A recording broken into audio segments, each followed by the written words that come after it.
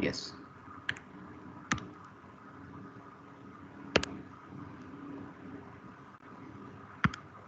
So you are able to see the slides, right? Yes, sir. Okay. So anyway, so last class we have already started this course, so I have told you the textbooks and what is the things which we are going to cover in this course itself. Okay. And then I have also told you this course is more or less like a research based course, not like conventional courses, where more emphasis is put on exams and grading and other things. Okay.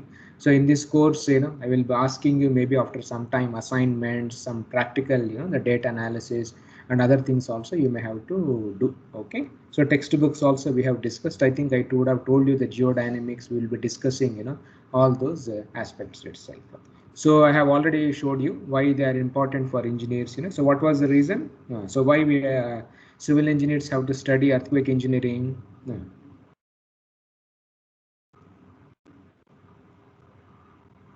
See why we have to study earthquake engineering. Why earthquakes are important for civil engineers? Why not mechanical engineers or electrical engineers? What was the reason?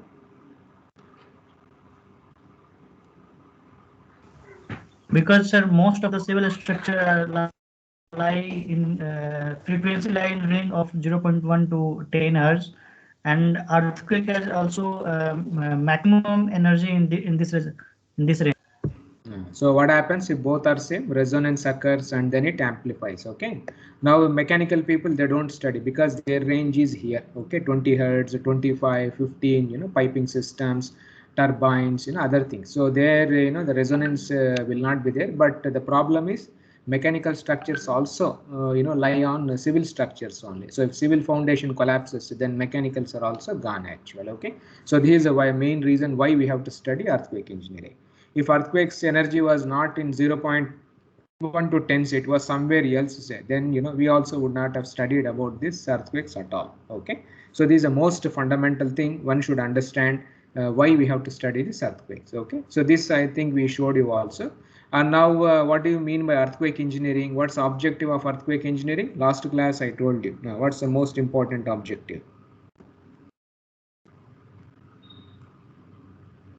So what do you mean by earthquake engineering? Reduction of seismic risks. Reduction of seismic risk, but what is seismic risk? No. Application of civil engineering to reduce life loss and economic loss. Okay, that is perfectly fine. So what is risk also? That is what we are calling. So what do you mean by seismic risk? You followed. So last class I showed you this also. So what is seismic risk? So seismic risk is nothing but the definition of what is the definition of seismic risk. So this is the definition: the probability of losses, okay, occurring due to earthquakes within the lifetime of a structure. So this is known as seismic risk, and loss means generally in earthquakes, it is not only the responsibility of the engineer only for life safety. We also have to see economic losses also. Why economic losses are so important in earthquake engineering? Yeah. So this slide I showed you previously also. Okay. So like our Indian budget you followed, right, this much, and then one earthquake say $320 billion. Then what happens is I will say that. Okay. So what happens is the economic losses are also too much, say, then we will be having a serious issues, job loss, and so it's very important. It's not only just the human loss, you also have to protect this economic loss also. So this is a very, very important thing in earthquake engineering. Okay. So seismic risk means it's not only just human, but lives, social, economic description, all the kinds of things also you have to handle. Okay. So finally we said, right, last class, risk means, what do you mean by seismic risk? So it is a multiplication of seismic hazard, vulnerability. Then what other things we told last class? I told you two more things which you have not put in the slide. What are those things? Exposure Time and resilience. Resilience. 1 minus resilience. 1 minus resilience. Excellent. So now these two things also have added recently. It has been added. So previously it was not there, but now as exposure time increases, then also risk increases. Okay, because we have not seen earthquake for large amount of times. That means definitely stress is going to build up, and definitely earthquake. And resilience is the best example. Is how fast you can recover after a disaster. That's what we call as resilience. Like, in the COVID situation, say, like, which country became normal for this COVID, which country has more resilience, or which communities are having more resilience. Nah. So in the world, you would have seen COVID situation, which country has recovered very fast?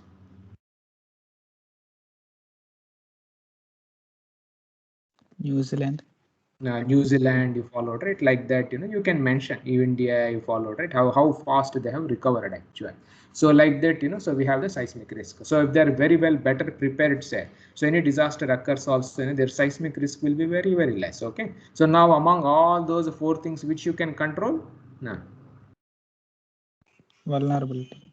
This is in our hand. That is building, nice building. Of course, resilience also is in our hand only. Okay, that is a community. Like you would have seen, right? New Zealand has done SARS. Okay, on an overall scale. So this also is in our hand itself. But anyway, for our purposes, the most important thing is the vulnerability. So vulnerability is defined as the probability of occurrence of a damage, say, when exposed to an earthquake. So this is what we said, determined by us, and it can be reduced through seismic design. So if we can make vulnerability 0, say, then automatically risk will be 0 itself, whatever may be your seismic hazard. Okay, so this is the main philosophy. So our earthquake engineering, the objective is to reduce this seismic risk. Okay, so this is the main objective, and risk is defined as product of all these 4 functions. Maybe tomorrow, some may come up with another function also, multiply by another factor also. We don't know, we follow, right? So 20 years back, when we were talking about seismic, say, risk means hazard multiplied by vulnerability only was there. But now, people have added this, then that, then this, so now resilience is a new word. Only last 5 years only this portion got added in our this seismic risk. Okay. So anyway, this also I showed you what are the economic losses, and very huge this thing. And the most important challenge was, what is the most important challenge in earthquakes? I showed you this graph also last class. The most important challenge is, what is that challenge?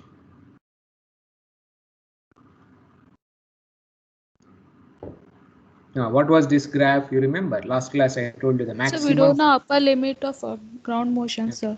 So still we don't know, although you have lots of data, lots of things are there. But if you plot, say, the maximum PGA, okay, this is the maximum PGA observed. Like in a year, say, there are so many earthquakes would have occurred. So you collect all the data and find out the maximum PGA recorded. Like that, year wise, if you do, the graph looks like this. So it is all increasing graph itself. So in the next 50 years, say, we don't know, it may go up or it may go down, or we have no idea. It will not go down, obviously, because it's the maximum value. So this record may, like a Guinness record, it may stand still for some years, or we have no idea. Okay, so this is the most important challenge in earthquake engineering. Okay, this also I showed you. I think there was a Christchurch earthquake in New Zealand. Some of you pointed out, right? So in this Christchurch, magnitude was very, very small, 6 magnitude only, but the ground motions was observed extremely, the high. 2G, 3G, like that, it has been observed on the vertical components. And another thing also, in your structural dynamics courses, you would have studied base excitation. So generally earthquake definition is horizontal, the ground motion only. Earthquake means, horizontal thing. Vertical is not so important like that, we do, because vertical accelerations were very, very small in the olden days, and they were neglected. And because dead load is there, that was not taken into consideration. But now earthquake vertical accelerations, they are more than the horizontals actually. So this is going to become a major challenge in future itself. Okay, so these are some of the challenges. And nowadays you followed it. I think you people would have heard, performance based seismic design, they are saying. Okay, like in our IS 800 in the codes, say, we had what are the design procedures we have? What are the design methodologies we have? Like, how many are there? Working stress method, limit state Working method. stress, WSM, then limit state method, then we have reliability, Ultimate load method, ultimate load. So many are there. Ultimate Okay, load. reliability based design. So many things are there. Nowadays, people are also talking about performance based design also.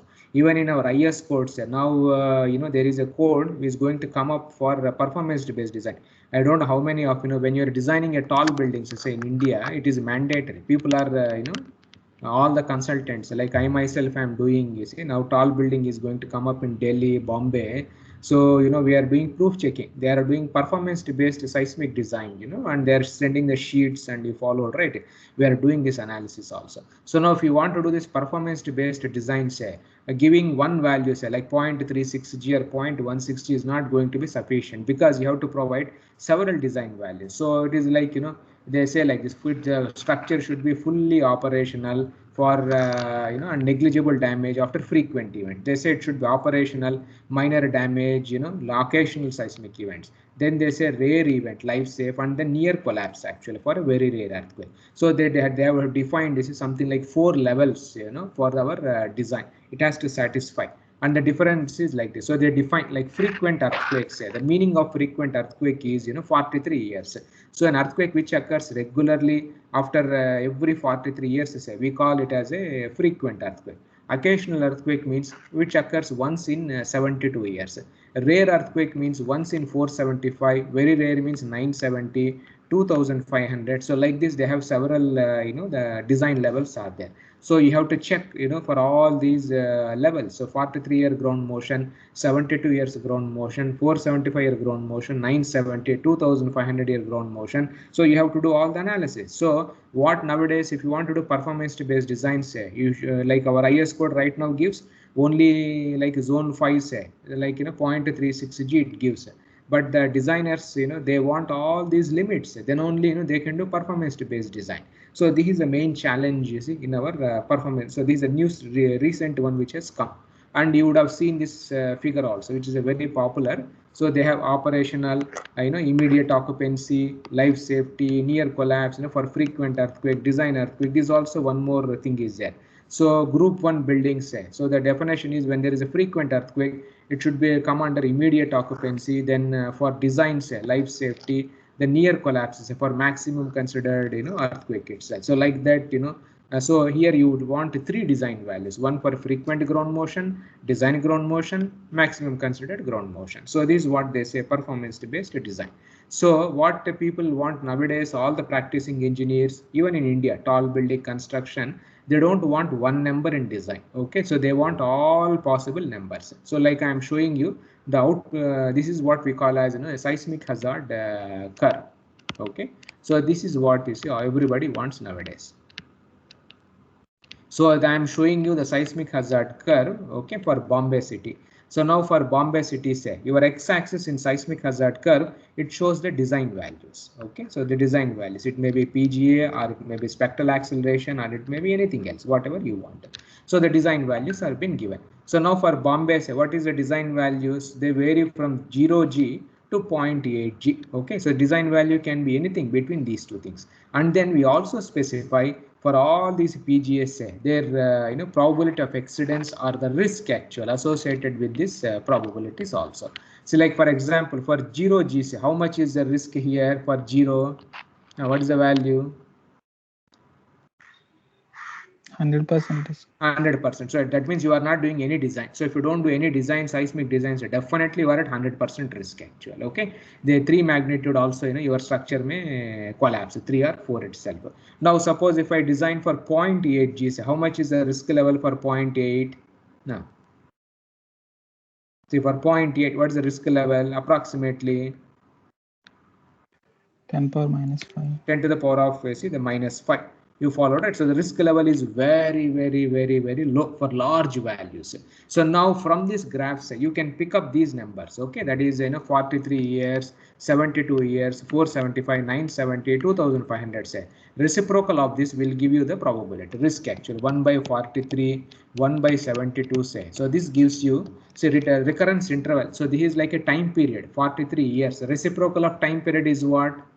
Reciprocal of time, what do you get reciprocal of time period? Frequency. Frequency is nothing but probability is also a frequency only. Okay, so these are the reciprocals. So from this graph you pick up for 1 by 43, 1 by 72, 1 by 2500, those numbers say. So you can easily do performance based seismic design actually. Okay, so this is what is required by practicing engineers nowadays. Like now we are doing this a lot of work for the consultancies.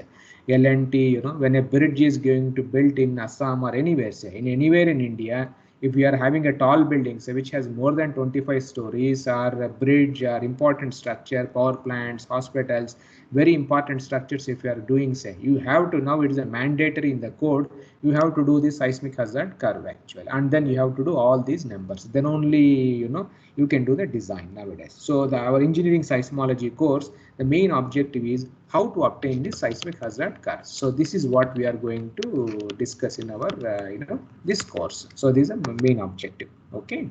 So this is what we say, how to get this hazard curve. So this is the main objective of engineering seismology. So this comes under, you know, this subject. So the essence of engineering seismology is to provide quantitative assessments of earthquake hazards.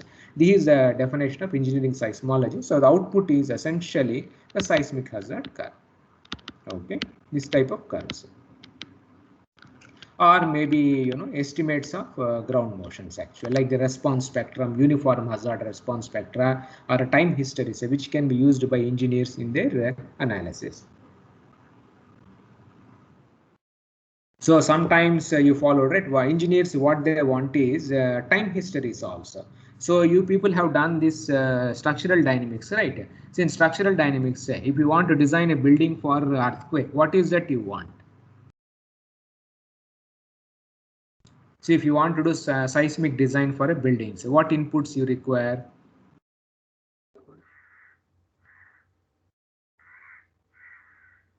Now, what is the input? So I want to design a building in Chennai. Okay, I want to do seismic design. What is your code tells me? How do you do that? What is the inputs you require? So zone, we check for the zone of zone is fine. Zones you require. Once you based on the zone, you will get ZPA value or something. After that, what you will do? What is the code we use for seismic design in India?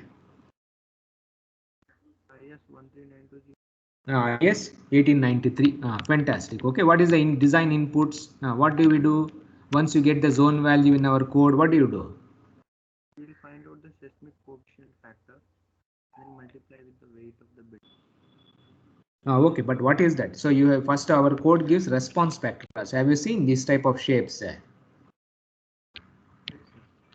So this is a SA by G, like this you followed, right? You have time period, you know, then base shear will be there, Z by 2, you remember, right? This formula, I by R, SA by G, you followed it. So these are the things we have. Okay, so our input for seismic design is this response spectra. This is what is required in seismic, this one itself. Okay, now this is one thing. Now in our IS code say also specifies you also have to do time history analysis also sometimes.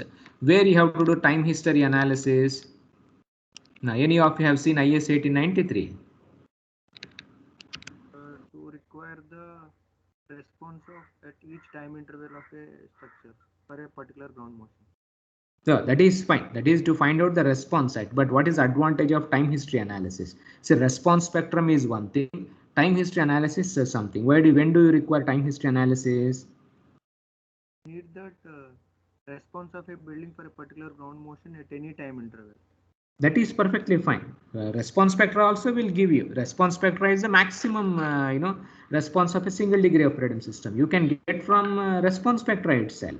What is the speciality of time history analysis?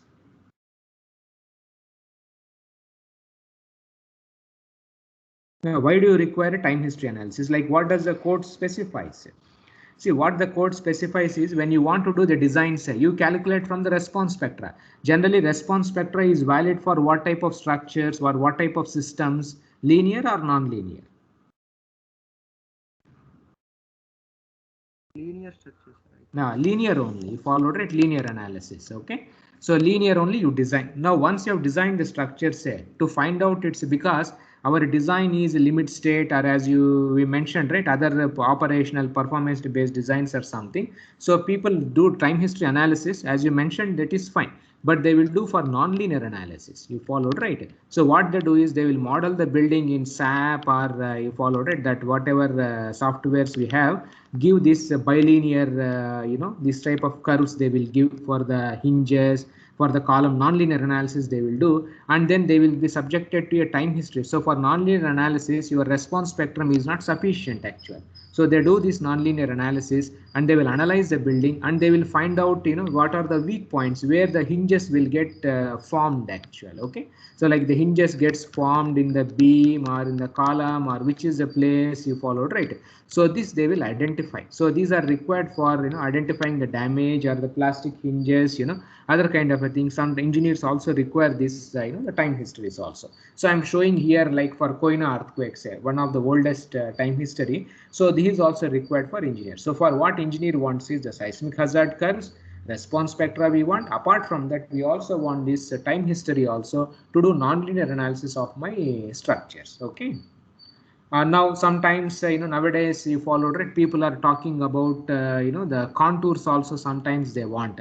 So if there is any great earthquake occurs, say like a 1897 great Assam earthquake or something occurs, so how the ground motion will be distributed around that region. So this is also very important. It is required for engineers and even the policy makers. Okay, so what's the advantage of these type of maps? No. For an earthquake, for a given earthquake. No.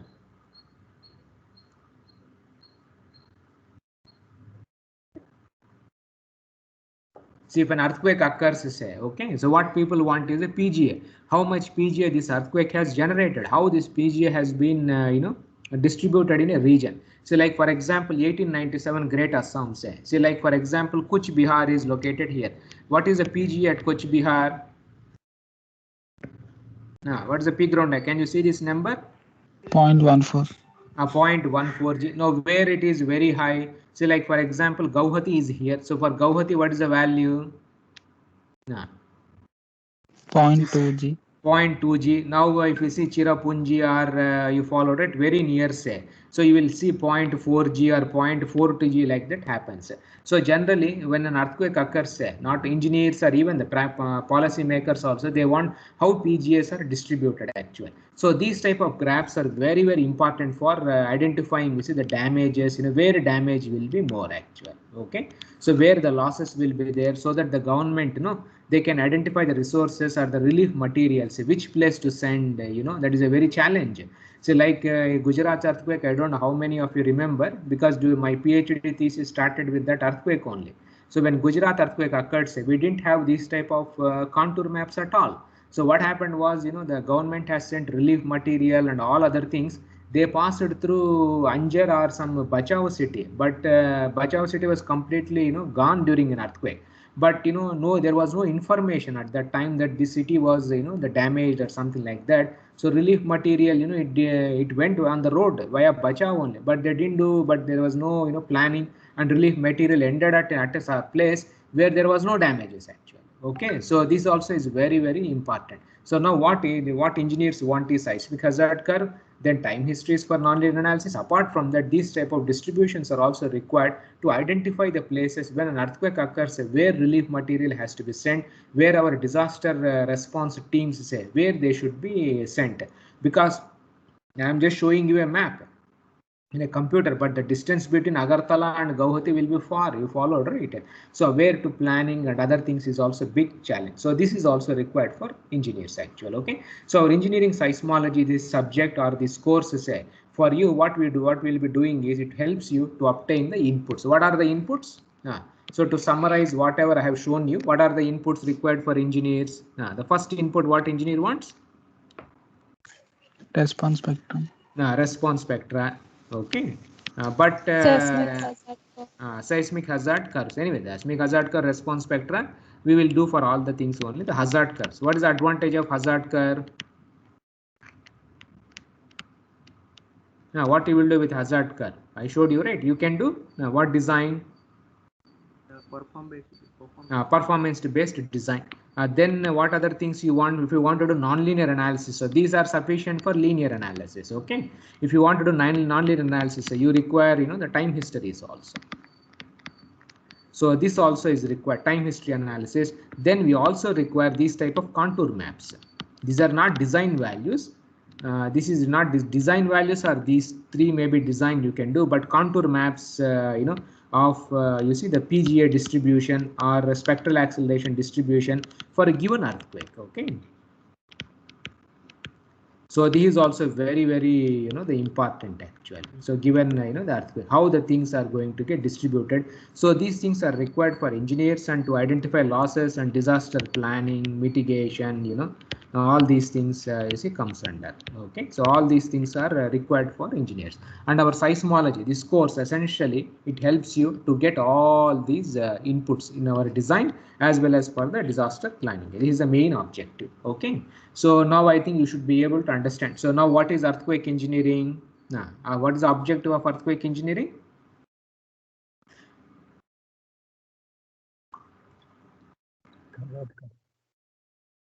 The objective of earthquake, just now we said, right? It is basically to obtain the engineering inputs of earthquake. No, that seismic risk of earthquake engineering. Okay, that is seismic risk. What is engineering seismology? Engineering seismology will help you to obtain the inputs in our for our earthquake at the hazard. Okay, so this is the main objective of our the engineering seismology. Okay, so this is how the things are. So now anyway, so this is how you see the things are getting, we plan these things itself. So now, so before we start all these things said, to get all these things, you should have some kind of a background or some preliminaries are required. Okay, so we will start with this and then, we will come back and then, after some 3 or 4 classes, we'll come back to this itself. Okay, so some of you would have a background, but, we will go through once again. So you should know what are earthquakes, why do earthquakes occur, how to describe earthquakes, where do earthquakes occur and how often they occur, because this is very important for hazard calculations. Okay, how do we record earthquakes? Now can we predict earthquakes, or some these are popular kind of things, every time people will be asking, you followed, right? Predict, because our Indians, you followed, right? We are all interested in astrology. You follow, right? We are always thinking about future, not about the present, or we will be in the past or future, but not in the present. Okay, so this is prediction, all those things are one should know before we start our seismology, these things. Okay, so let us start this one. Now, what do you mean by an earthquake actually? Okay, so this is the definition. So now this is the original definition. If you see any textbooks say, okay, it will be like this. So earthquake means a sudden movement of ground that releases, okay, the elastic energy stored in the rocks, and it generates, the seismic waves itself. So this is a definition of an earthquake. So earthquake definition is just sudden movement of ground where the elastic energy gets released actually, okay, in the rocks, and then your seismic waves will get generated. So once initially, so once the fault moves, suddenly the seismic waves propagate outwards and then vibrate the ground itself. So this is the original definition of an earthquake. So it is something like this. So when earthquakes occurs, so this is our fault. Okay, so you would have studied in geology course. So fault is something like a discontinuity in the materials. So a discontinuity, you will see in the geology, you would have studied discontinuity. So now what happens during an earthquake is suddenly you see this movement will be there. So sudden movement, you can see now, there is a sudden movement has happened here. So this creates, you followed it, this earthquake itself. Now the question is, how fast will be these things? Now, how faster these rocks moves during an earthquake? So how much fast it will be? What will be the velocity?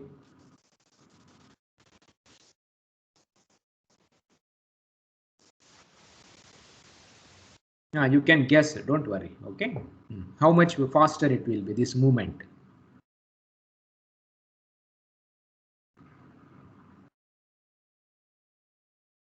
See how much fast. See cars you are seeing, right, on highways. How much fast cars are moving nowadays on highway, car speed? 100 kilometers per hour. 100 kilometers per hour. Okay, big. Now what is the speed of an aeroplane? People are traveling, right, in flights. You would have seen, the announcement, Indigo, they tell, right, altitude and others. Now what will be the flight of an the speed of an aeroplane? No, you guess approximately. No, don't worry. 1000 to 2000 kilometers per hour. Oh, 2000. No, aeroplanes, that will be subsonic or something like that. So aeroplane speed will be something around 800 approximately around this much only. Okay, the kilometers per hour, or maybe you can say 1000, or maybe you followed it. So speed of sound, you should know, you followed it, all these things. And now you tell me earthquakes, what will be the velocity? What are your guesses?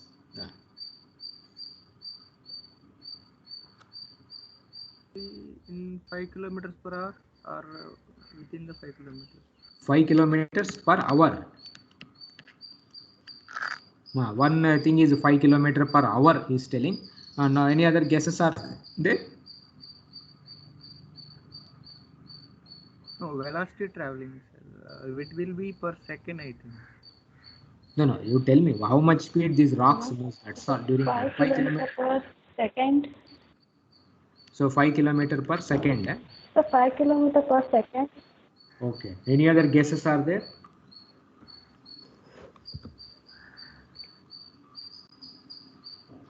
So any other guesses are there? 5 kilometer, or you followed, right? No. So it is like an auction. First time you followed, right? Second chance, third chance. So 5 is pakka. So can you assume that 5 kilometer per second only?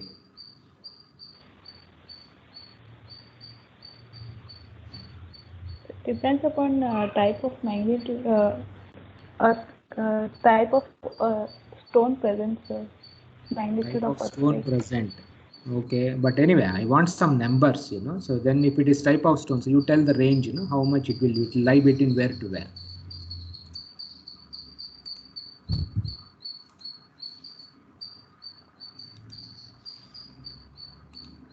So less than 10, sir.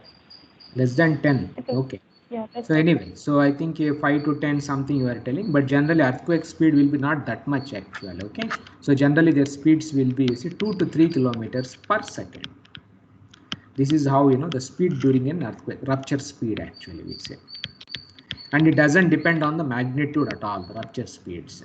Okay, so it is basically, of course, it depends on the type of the material. That's a different issue, but that is not that much actual. Okay, so 2 to 3 kilometer per second is the speed of an earthquake. So 2 to 3 kilometer per second, say, is very fast or slow? Now, what is your comment? Very fast. Extremely fast. This Very is fast, sir. very fast actually. So now this is the one which is creating all kinds of problems. When things move that fast, what happens? So like for example, when you are traveling, you see when somebody is traveling on the road and suddenly there happens to be an accident, or there is a sudden change of plans or something, sudden change it happens, say, what happens to human beings, we also our brain becomes it becomes blank actually, and then we also start you see the vibrating kind of a thing. You would have seen, right, accident sites or something, sudden something, large things happens there. See, like for example, in stock market, you have put 1 crore in the morning, within 1 second the share price comes to zero, say, you would have lost 1 crore in just 1 second. How your behavior will be? You followed. So you also doesn't know what to do. You followed, right? You will be shaking actually because of this, the sudden these kinds of things. So same, earth is also like us only, because we are also, all of us are coming from earth only, right, from this soil only. So what happens, earth also, when the things happens so fast, to say, earth also, it is also like us only. Okay, so it doesn't know what to do, so it also starts, you followed, right, shaking actually. Okay, so you will see this type of shaking which will create the seismic waves. Suppose if things was moving very slow, say like for example, now 2 to 3 kilometer per second we are telling. Suppose if the velocity was 2 kilometer per hour, what happens? Slowly things are moving. So what could have been, what could have happened? Damage will be more when the velocity waves are very slow. No, when things are moving very slowly, say, then of course when it is moving fast, earth starts vibrating. When things are moving very slow, say, what happens? No, seismic waves will get generated, or they will not get generated? They will not get generated. They will not be generated because things are moving slowly. It is, see, just imagine earth is also like us only. When things are, that 1 crore, you spoil that 1 crore in a span of 1 year, say, then you will not feel that much. If you spoil 1 crore in 1 second, say, then vibrating for all kinds of problems comes into picture. Okay, so earthquake. So the main reason is 2 kilometers per second. Suppose if things was moving very, very slow, then there is no need to study this course at all. Actually, okay, there is no seismic design required. Other conventional designs, that itself is sufficient. Earthquake subject is not at all required. Okay, this is a problem. So the whole problem of earthquakes, why it is linked to civil engineering, is that resonance is there. Why that resonance happens also? Because of this speed, very, very high speed. If it was slow, then no need to worry about earthquakes itself. Okay, this is the main reason. So now if you see many textbooks or something, there are earthquakes. Sometimes they also call this as event also, seismic event, seismic the event kind of a thing we call them. So event also means it is like an earthquake only.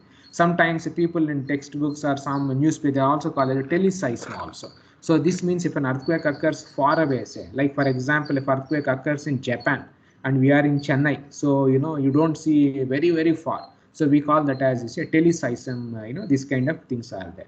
Then sometimes we main shock, we use these type of words, foreshock, aftershock. They also are earthquakes only, but the earthquakes which occur before foreshock, after main shock, they are calling as aftershock. And sometimes a trembler. This word also is used in the, but this word is mainly used in the media.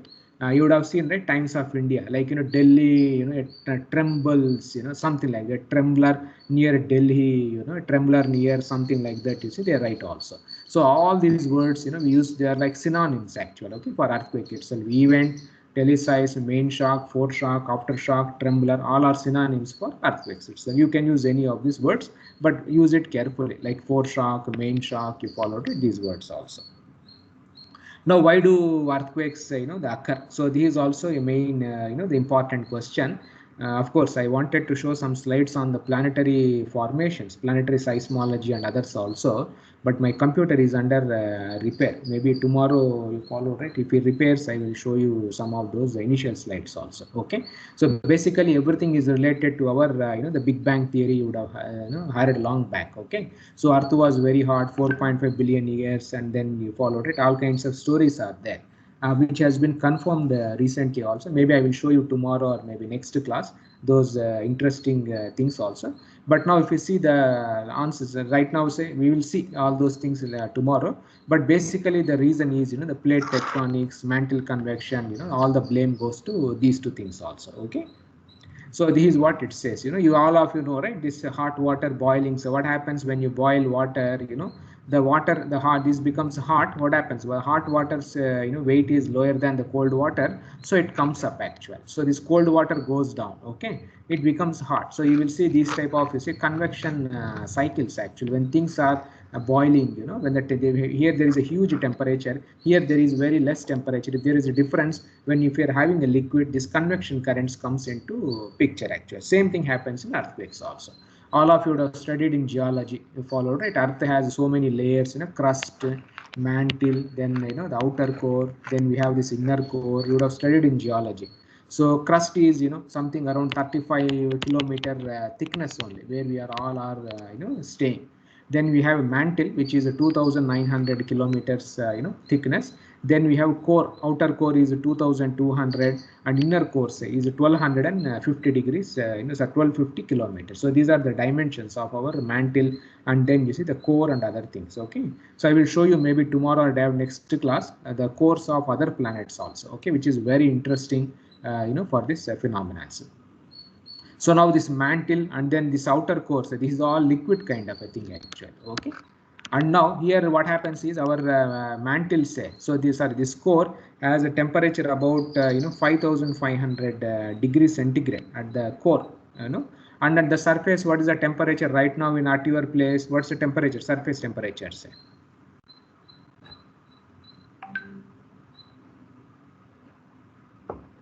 See, everyday newspaper you would have seen, right? Our surface temperatures are 30 degrees centigrade, 35 degrees, 40 degrees or 50 degrees centigrade we have. So below the outer in the core, we have 5,500 degrees, the centigrade is there. And here you are all having a liquid kind of a material or jelly, this kind of a material you have. So now when there is a huge temperature difference, say, what happens? Now,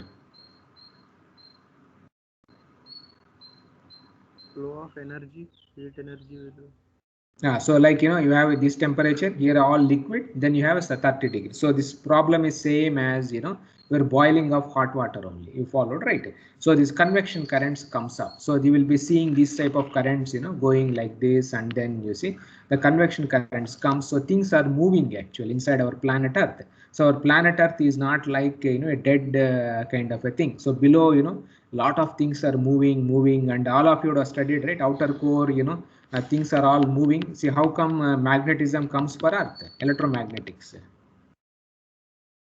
Right? We have a north pole, south pole, electromagnetics. We say our Earth has a magnetic field actually. Okay, which other planets it doesn't have. So the magnetic fields come from where? Movement of the surfaces with respect to it. No, movement's not this one. Okay, so this outer core is nothing but liquid iron. Okay, so when liquid iron is spinning, say, inside our Earth, so this when a metal is spinning, say, what happens?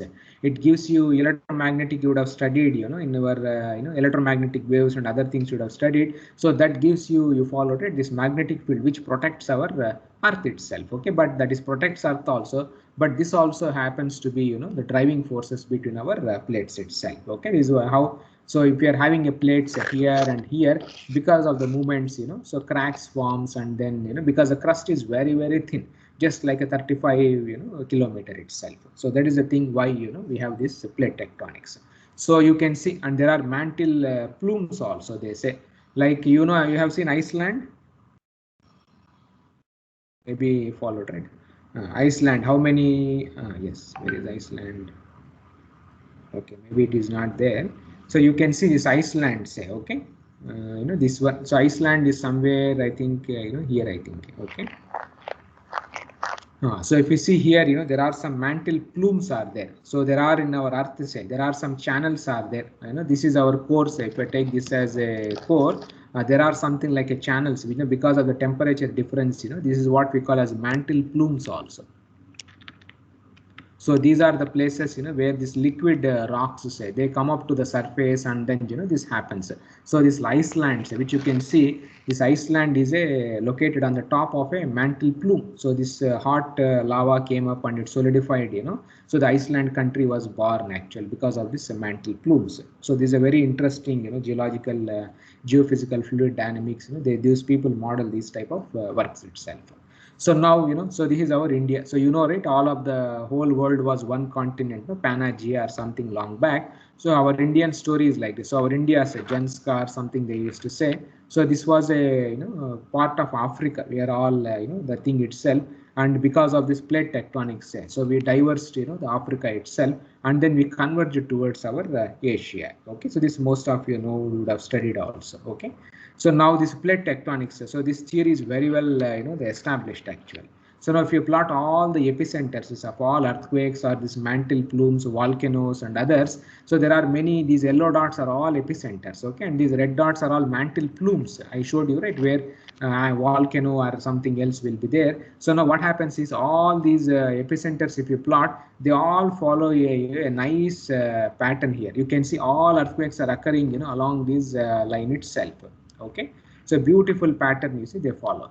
Like in India also, you can see all the earthquakes, they follow in Himalaya. Some few are there in inside India also, but they follow a nice the pattern like this. Indonesia, you followed it, New Zealand, and then you see it comes like this. So these things are nothing but they define these plate boundaries. Okay, so these theories, it supports our there's a plate tectonics also. Okay, this automatically the data also says, the physically also you can verify all these quantities. So now I hope all of you are having Google Earth, right, in your computer or even in your mobile itself. So if you open the topography data, and then if you see in Google Earth, you can identify nicely all these places. So now you are seeing here any discrepancies. You can see here what is happening here, these regions.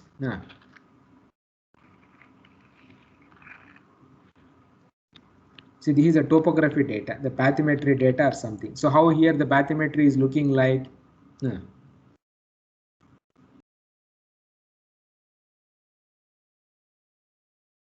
See, people are there. How it is looking like here? Can you identify anything? This is below the ocean. Okay.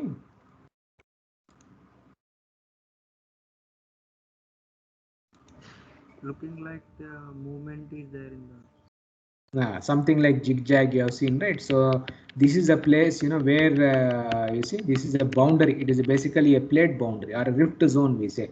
So here, that lava comes up, and then you see all kinds of things are happening here. So this is nothing but the plate boundary. So you can easily identify in our Google Earth. So here also, can you see nice pattern? This is Africa. Okay, this is South America.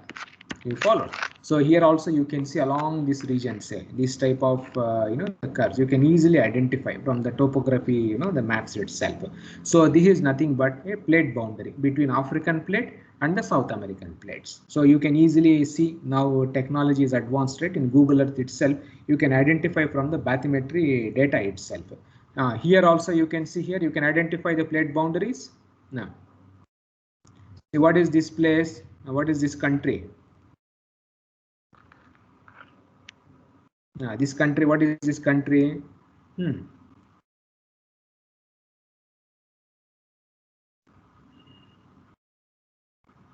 So you people should be able to tell us, right? What is the name of this country? Japan. Japan. So in Japan, what is the problem? You can see the topography data. You can see this place.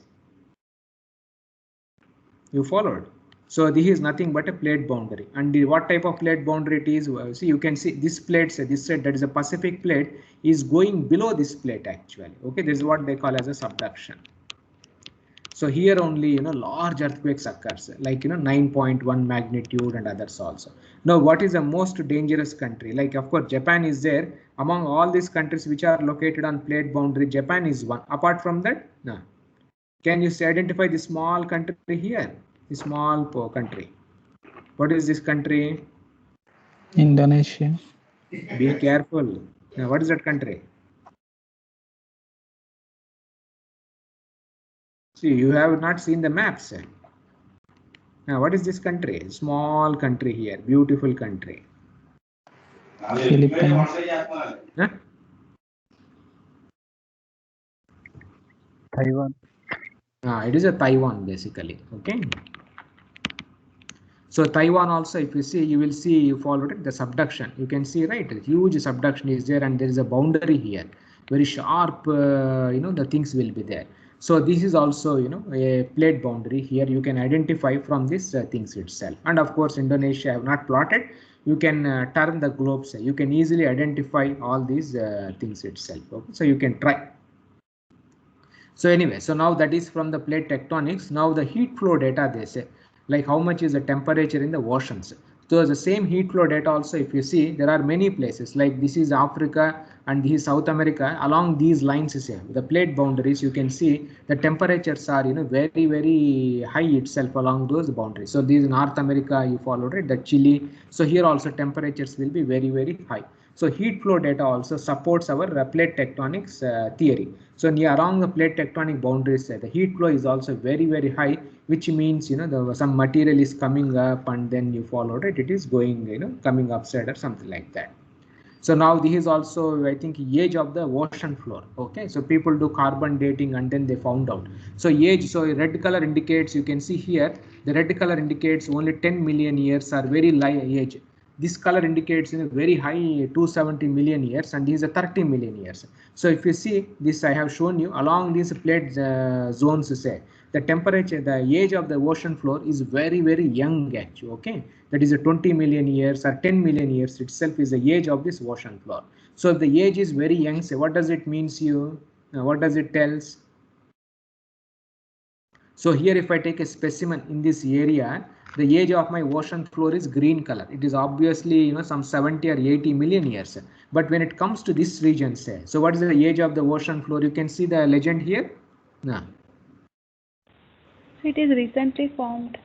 So they are recently formed. What does it mean? Why it is recently formed? Plates which are present are moving away from each other, creating landmass.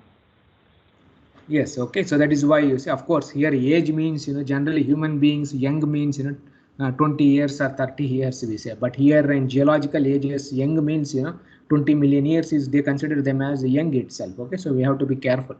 So young means it is not our this one. So 30 million years, 10 million years, you have. So this also supports our plate tectonics theory. So heat flow we have shown you, epicenters of earthquake I have shown you, then the age of the ocean floor, all of them you see support this plate tectonics theory itself.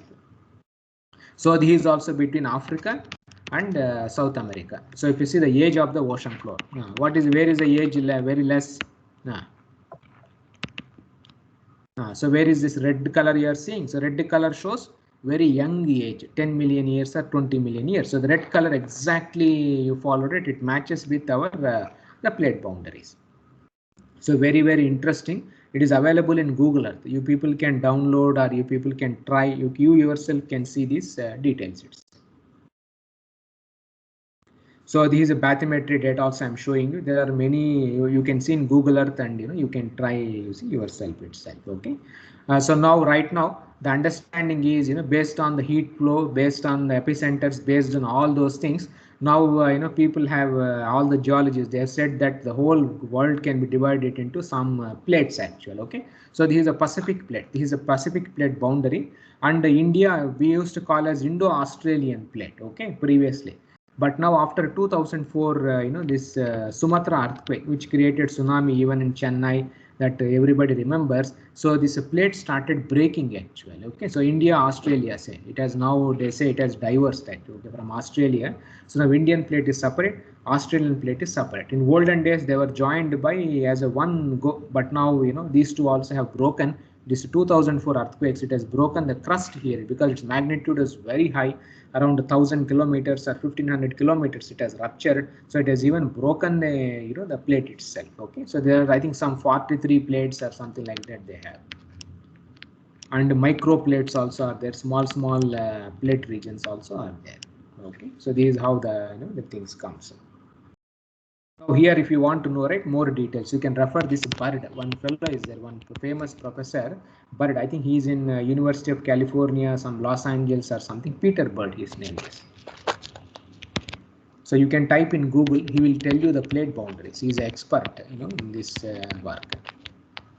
So you Google it and then you will get more details. This person is a computational man.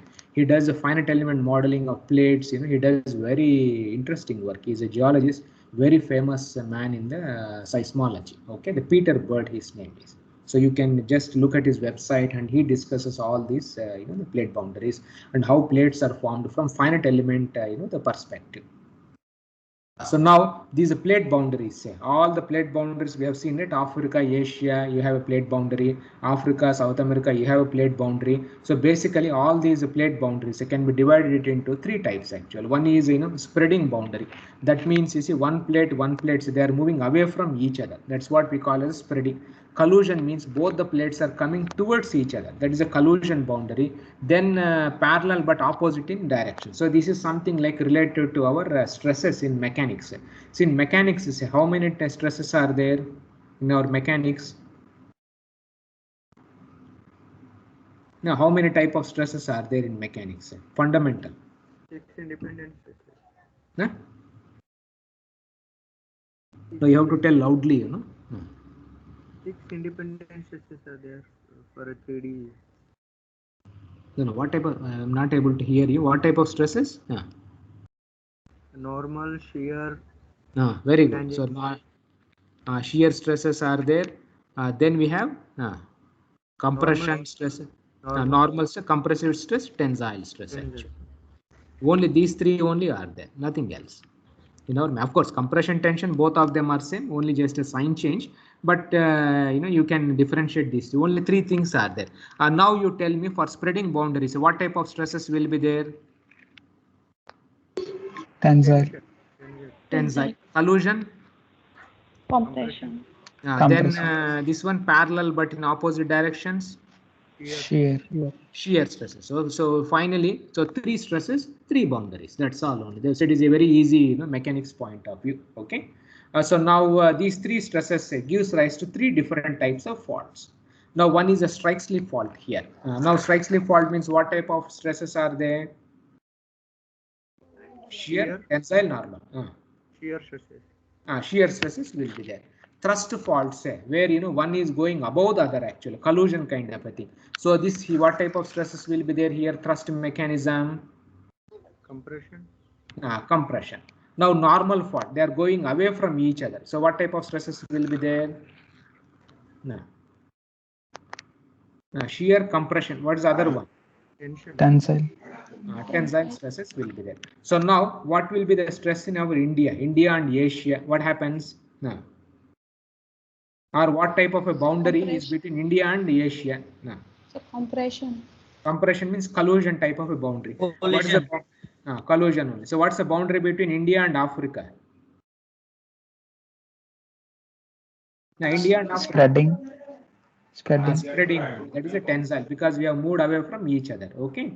So like this, you can identify from the Google Maps, you yourself, identify which is a collision type boundary. What is it? So Himalaya is what type of a boundary? Collision. Collision type of a boundary. So you can follow it yourself. You can easily identify all these things. So this is our India, right? So India was a part here 71 million years ago, 55 like that. Finally, it has collided with the Asia. And now here the most important thing, all of it observe. What is the velocity of Indian plate?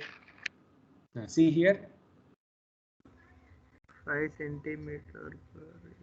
See, when before collision started, our Indian plate velocity was 16 centimeter per year, because there was no, nothing to stop our Indian plate. Only, that friction between the mantle and this one was there. But now after collision, say we have like a rigid material, no, in the Asian kind of a thing. So now our Indian plate velocity has decreased to 5 centimeters per year actually. Okay. Now they say some 4 to 5 centimeter per year, they have GPS measurements, so they are mentioning here. Okay, so this you just meant. Now what is the velocity during an earthquake?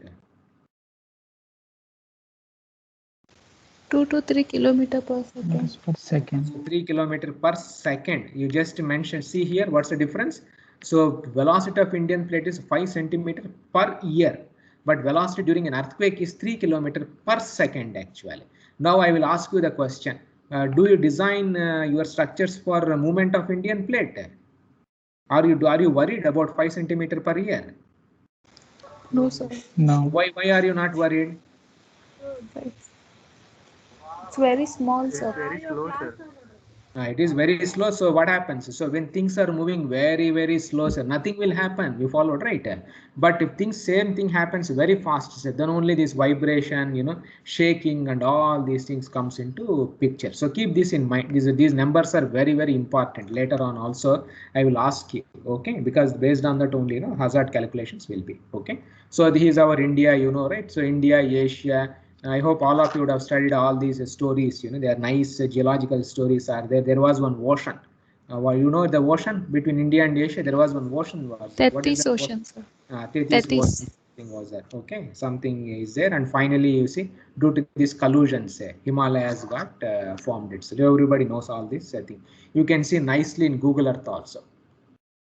See, this is Asia plate. This is our Indian plate. Okay, this is the collision boundary. These are all the Himalayas. You followed the 2 plate collisions. So you can see the difference. Can you identify the difference? Here you see things are all green color. It is all some fertile or whatever you can say. Here it is something else actually. Okay, it is like a composite plate. Like here some material, here some material kind of a thing. You can easily identify from our Google Maps also. Now technology is very well advanced. It is everything is at our fingertips itself. Okay. So now because of this compression, what has happened was it has created a lot of faults. So the whole Indian plate is under compression. So and plates are also very, very thin actually. So when thin plate is under compression, what happens?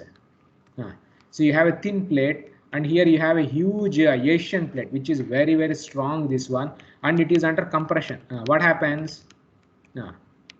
Thin plate will move under the thick plate, subduction. It will move under, but when it is a compression is so high, this plate is very rigid. What happens to this plate? Compressive stresses will be there because of the plate is very, very thin. What will happen?